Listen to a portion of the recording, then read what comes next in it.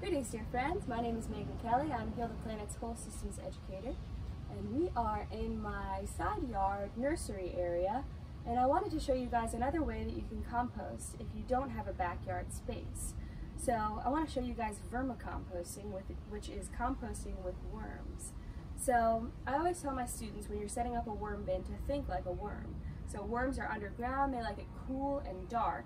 So this is my little worm farm, which I've had for about 2 years. So this is just a Tupperware storage container. We want to make sure that it's not see-through, so it's nice and dark for the worms. I've drilled some holes in the container, and then inside of the container is where the action is. So if you're keeping this on a patio, you don't have to drill holes in the bottom. But as you can see, there's this top layer of, this was some packaging paper that I just ripped up recently. And I'm going to show you guys what to do to start a bin as well too. So the worms are down here, breaking things down.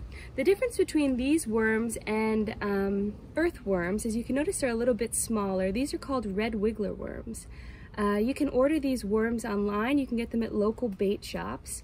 They reproduce to the size of their container, kind of like a goldfish, so you don't have to worry too much about them, well, that's the action shot, about them getting too out of hand.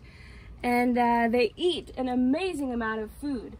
So to get a bin started, we drilled our holes in the container, and then look into whatever you have around you again. So if you have newspaper around you, you can use that. If you have that packaging paper, you can use that. Paper towels, you could use that. But this is not a step you have to do every time when you make your food deposit. This is just if you're getting started. So you're going to rip it up into about these 1/2-inch sections and kind of drop it into the container.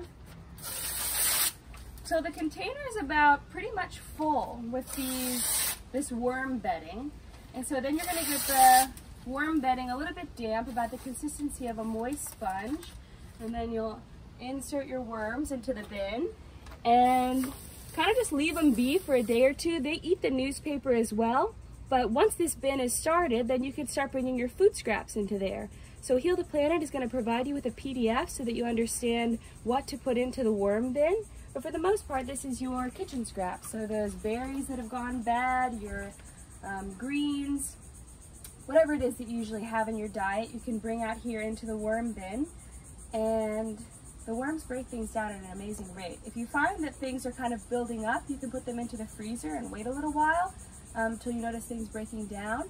But this is a great alternative to return your waste to the earth. And worm castings are extremely nutrient dense. So if you're a gardener, you can use this to build fertility in your garden. It's essentially like a probiotic for the soil where it's increasing that bacterial life.